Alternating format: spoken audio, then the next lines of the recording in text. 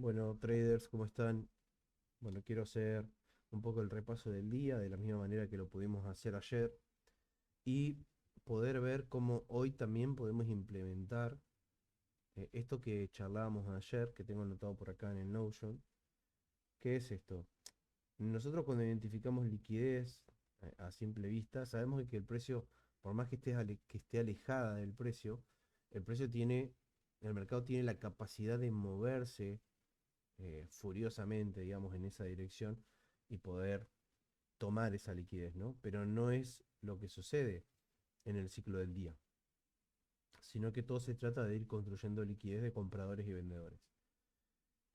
Dice, si lo analizamos meticulosamente, ellos no hacen eso, sino que primero establecen la liquidez, luego la consumen, completan el ciclo, orientan a los traders en una dirección y luego con un movimiento opuesto retiran toda la liquidez. Entonces, primero establecen la liquidez, ¿ok?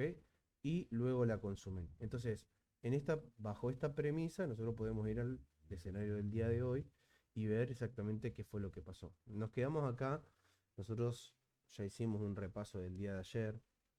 El día de ayer tuvimos este movimiento con fuerza que tomó esta liquidez, reaccionó acá en un imbalance. Sabemos de que hay muchos operadores que reaccionan en esos puntos, de la misma manera que este extremo donde el precio ha reaccionado es un extremo Smart Money, ¿no? Em, el precio reaccionó ayer en este desequilibrio, ¿ok? No llegó a mitigar ese punto de interés que teníamos.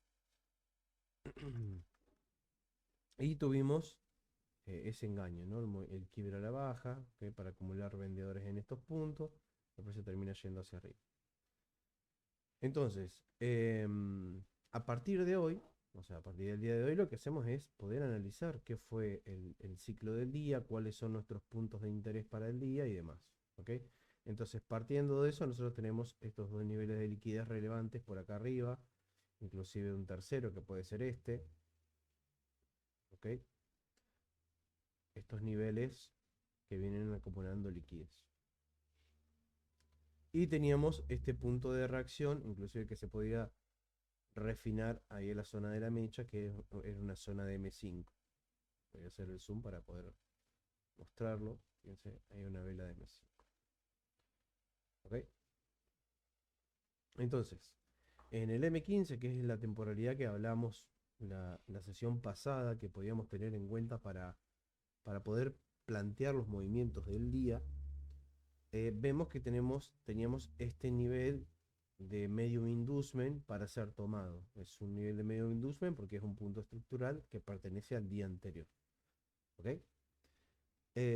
Y vemos como el precio lo saca. ¿Ok? Saca ese punto. Estamos en una zona de mitigación de M15. ¿Ok?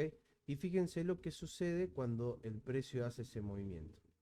¿Ok? Tenemos establecida liquidez. ¿Ok? Tenemos el incentivo a llevar el precio hacia abajo más bajos. ¿Ok? Luego de este incentivo tenemos la recuperación. Hay una posibilidad de poder posicionarnos. ¿Ok? Y al tener el rompimiento de estructura, ¿ok? Al tener este rompimiento de estructura hacia arriba, ¿qué es lo que vamos a tener? Acumulación de compradores. ¿Ok? En estos niveles de retesteo, quizás en algún bloque de lower time frame que falte mitigar. ¿Ok? Y demás. Y luego el precio lo que hace es, después de acumular esa liquidez en compras, no tan, o sea, no solamente por haber reaccionado acá en el bloque de M15, sino también porque ahora tenemos un rompimiento de estructura hacia arriba, por lo tanto muchos esperarían un descuento para poder entrar. Tenemos esa acumulación de stops por acá abajo de esos compradores, los compradores de breakout, okay, los compradores Smart Money y demás, sus stop loss puestos por debajo de esa zona. Tenemos la mitigación, el precio, como les decía, orienta a los traders en una dirección y con un movimiento opuesto retira la liquidez. Fíjense que después de romper esa estructura, ese falso quiebre, el precio viene, retira toda la liquidez y a partir de ahí plantea el movimiento para terminar el ciclo del día. Fíjense que el alto de Asia el alto de Londres, eran altos que estaban pendientes, ¿ok? Y acá teníamos la oportunidad de poder posicionarnos. En el M5, si voy a eliminar estas entradas porque esto fue un análisis de M1, igual lo voy a compartir. Pero en el M5 teníamos ahí perfectamente un cierre de M5 como para poder posicionarnos, ¿ok? En ese movimiento al alza. La vamos a marcar. Cierre de M5 con el stop loss por acá. Hasta arriba, 118. Más que bien para la perspectiva intraday, ¿ok? Ahora, en el M1, ahora que ya vimos cómo se desarrolló el movimiento, podemos plantear cómo es que podríamos haber entrado en estos puntos, ¿ok? Y esto es algo que venimos repasando ya hace algunas semanas, ¿ok? Y sabemos que una vez que el precio induce esos niveles, ¿ok? Esos mínimos, tenemos varias oportunidades para entrar. La primera es la entrada en el extremo, ¿ok? Es de las más difíciles. Nosotros tenemos los patrones de entrada como para poder em, ubicarnos, como para poder buscar una confirmación rápida para ingresar al mercado, ¿ok? Sabemos que la segunda es el quiebre de estructura. Fíjense que acá, bueno, acá tengo marcado un break-even, pero acá tenemos un quiebre también. Un quiebre y un test a esa zona. ¿Ok? Fíjense que son las últimas ventas para compras y teníamos la oportunidad de posicionarnos ahí. ¿Ok? Fíjense, la entrada número 1, que es la entrada en el extremo, la entrada número 2 es un cierre en esa zona, y si miramos el indicador van a ver que tenemos justamente acá un BOS más LED en M1. ¿Ok? Fíjense, tenemos un quiebre más una mitigación a la zona con un LED en el indicador en M1. Entonces, una segunda oportunidad teníamos ahí de posicionarnos. La primera la extrema, la segunda, em, lo que le mencionaba, apoyándonos con el indicador.